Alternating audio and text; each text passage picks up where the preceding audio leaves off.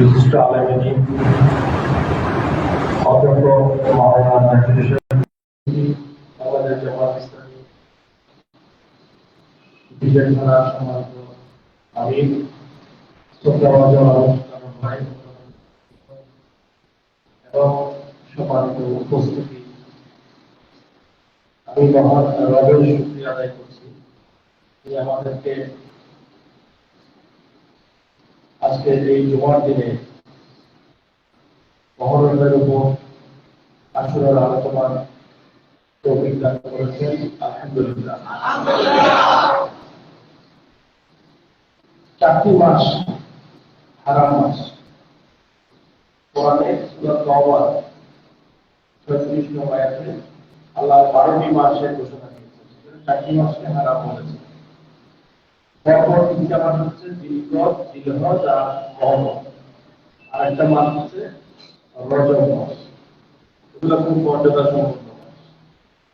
আর মুহররম মাসের 10 তারিখ আশারা থেকে আশুরা এসেছে। এটি অত্যন্ত সিগনিফিক্যান্ট একটা ডে, এবং আমরা এই দিনের আলোচনা করতে গিয়ে মূলত অধিকাংশ ক্ষেত্রে কারবালার আলোচনা করি। আসলে 10ই মুহররম বা আশুরার মর্যাদা আল্লাহ রাসূলের হাদিস দ্বারা প্রমাণিত। এই দিনের মর্যাদা কারবালার ঘটনার পর থেকে নাই। এই দিনের মর্যাদা মুহাম্মদ রাসূলুল্লাহ সাল্লাল্লাহু আলাইহি ওয়াসাল্লাম হাদিস দ্বারা কারবালার ঘটনার আগে আল্লাহ রাসূলের জীবদ্দশায় প্রমাণিত। আল্লাহ রাসূল যখন মদিনায় গেলেন, তখন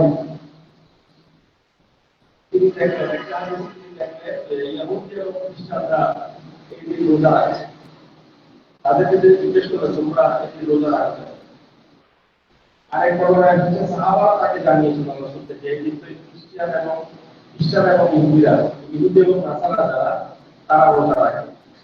তাহলে আল্লাহ রাসূল জানতে পারলেন যে বনি ইসরাইলের যে কাফেররা এই মুসলিমদের সাথে যুদ্ধ করতেছিল, সেটি তাদের পরাজিত হয়েছিল কাফেরদের। এবং আরেকটা বর্ণনা এসেছে আল্লাহ তাদের গুনাহ মাফ করেছিলেন। আমরা তো বলছেন যে মুসা আলাইহিস সালামের আমাদের আরো বেশি বড়, আমরা রোজা রাখি। তারা যদি একটা রাখে তাদের আমরা বড় বড় 10 তারিখের আগে বা পরে মিলিয়ে কয়টা রাখবো? তারপরে এটি অত্যন্ত গুরুত্বপূর্ণ একটি মাস, এবং এই মাসের হারাম মাস হওয়ার কারণে আর স্পেসিফিক্যালি 10 তারিখে রোজা রাখার বিধান আল্লাহ রাসূলের দ্বারা প্রমাণিত হয়েছে। এবং রমজানের রোজা করার পর এই রোজার পরে গুরুত্ব হয়েছে। হাদিস এসেছে এই পূর্ববর্তী বছরের রোজাগুলো আল্লাহ তাআলা এই রোজার কারণে মাফ করে দেন। তো এই আলোচনার বাহিরেও অনেকগুলো বিষয় আছে। কোনো বর্ণনায় যেটা আদম আলাইহিস সালাম এবং আমাদের আম্মা জান হাওয়া আলাইহিস সালাম তারা যখন দুনিয়াতে একসাথে মিলিত হয়েছে, সেদিন আশুরার দিন ছিল। ইউনূস আলাইহিস সালাম মাছের পেট থেকে মুক্তি পেয়েছিলেন এই দিনে। নূহ আলাইহিস সালামের নৌকা প্লাবনের পর যখন আবার শুকনো ভূমিতে স্বাভাবিক অবস্থা ফিরে এসে ল্যান্ডিং করে, এটি ছিল আশুরার দিন। এই আলোচনাগুলো ব্যাপারে কিন্তু এগুলোর ব্যাপারে বিজ্ঞান মত আছে। এগুলো সহিহ হাদিস দ্বারা প্রমাণিত করে এগুলোর কথা আছে। আল্লাহ এবং তার রাসূলের ব্যাপারে ভালো জানে। আর কারবালার ঘটনাও এটা আল্লাহরই ইচ্ছা যে এই দিনেই কিন্তু এরকম একটি অত্যন্ত গুরুত্বপূর্ণ দিনে কারবালার ঘটনা ঘটেছিল। তারপরের ঘটনাটা আমাদের মোকাবিলা চমৎকার করে বলেছেন যে অত্যাচারী শাসকের বিরুদ্ধে ন্যায়ের পক্ষে, ইনসাফের পক্ষে হযরত হুসাইন রাদিয়াল্লাহু আনহু কঠোর অবস্থান, তিনি সেখানে শাহাদাত বরণ করেছিলেন, তাই না?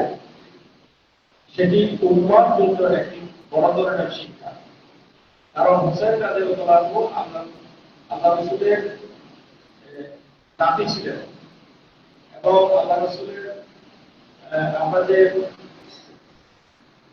হাদিসগুলো আল্লাহ রাসূলের আছে সেখানে কিন্তু হুসাইন রাদিয়াল্লাহু আনহু হাসান রাদিয়াল্লাহু আনহু নিয়ে আল্লাহ রাসূল তাদেরকে কিরকম আদর করতেন এটা কিন্তু আমরা হাদিস দ্বারা পেয়েছি, জানতে পেরেছি। তো জেরিলের কথা সাহাবীরা ভাই হযরত আলী রাদিয়াল্লাহু আনহু সন্তান, হযরত ফাতেমা রাদিয়াল্লাহু আনহা সন্তান, তার ঠিকানা কোথায়? সুতরাং এই বিষয়টি আমাদের জন্য অত্যন্ত গুরুত্বপূর্ণ শিক্ষা, বিশেষ করে দিন কায়েমের জন্য প্রয়োজনে যাবে, জীবনটাও চলে যাবে। এই দুনিয়াতে যত কিছু আছে সব কিছুর চাইতে আল্লাহ তার রাসূল এবং তার রাস্তায় দিন কায়েমের যে প্রচেষ্টা, যেটাকে কোরআনের পরিভাষায় জিহাদ বলা হয়েছে, এর গুরুত্ব দুনিয়ার আর সব কিছু চাইতেও বেশি।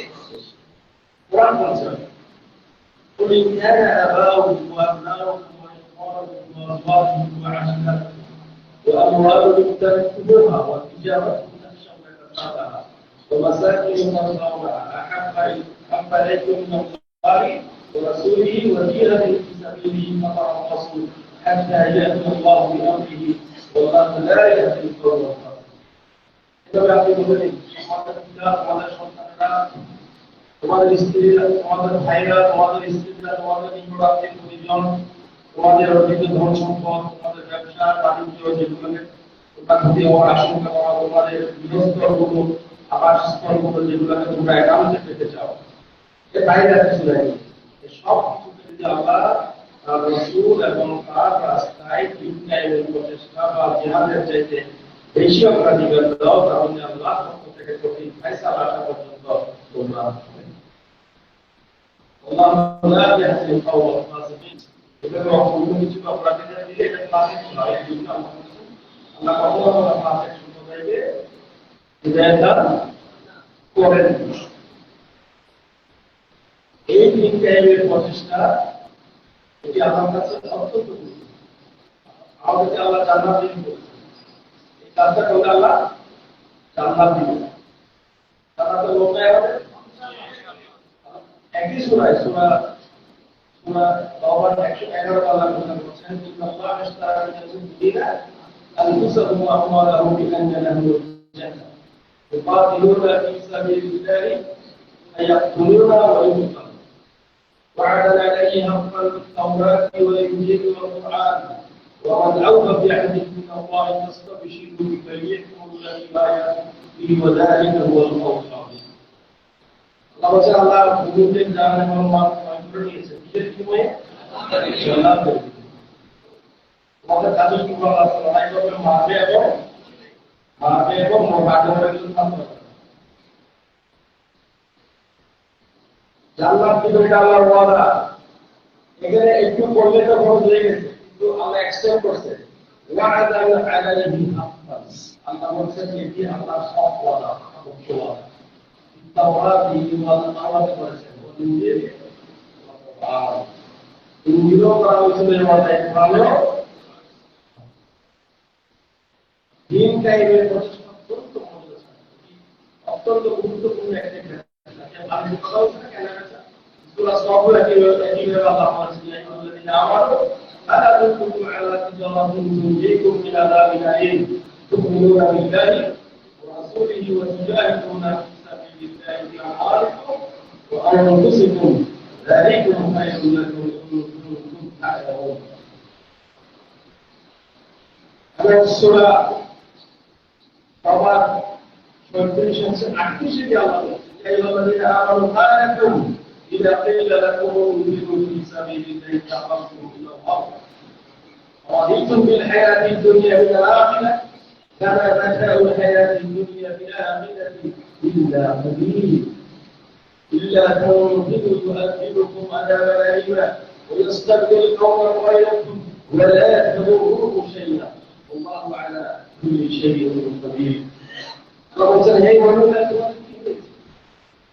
তোমাদেরকে আল্লাহর রাস্তায় আহ্বান করা হয় তখন তোমরা জরুরকে সম্পর্ক রাখতে হবে।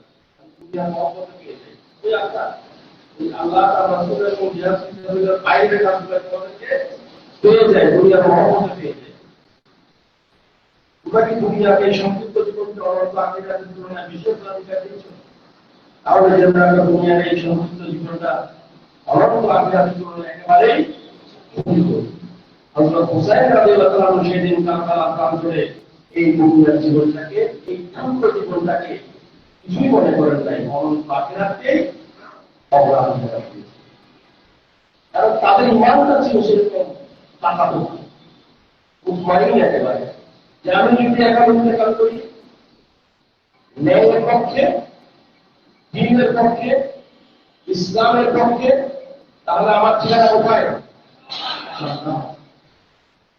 কোরআনে আল্লাহ ওয়াদা করেছেন, আল্লাহ আমাদেরকে আল্লাহ যে ওয়াদা করেছেন সেই ওয়াদা যেন আমরা আল্লাহর সাথে প্রতিপালন করতে পারি, সেই তৌফিক দান করুন। প্রিয় ভাইরা, এই জুলাই মাসের আগের জুলাই মাসে এরকম একটি না ইনসাফি কারবালার প্রান্তরে যেরকম হয়েছিল, এই বাংলাদেশে হয়েছিল দীর্ঘ 15 বছর। ওই সময় হয়েছিল, সেই ওই সময় বিরুদ্ধে আন্দোলন করেছে ছাত্র জনতা, এবং আমরা এরকম বর্ধিত যুগের কথা স্বাভাবিকভাবে দাড়ি টুপিওয়ালা 2-3 জন মানুষ একসাথে দাঁড়িয়ে কথা বলতে পারতাম না। এই সমস্ত ছাত্র জনতা তাদের মহামূল্যবান জীবনটাকে, আল্লাহ তাদের জীবনটাকে কবুল করে এই জমিটাকে, যে জমিটা আমাদের জন্য একেবারে সংকীর্ণ হয়ে গিয়েছিল, সেটা আল্লাহ আবার প্রতিষ্ঠা করে দিয়েছেন।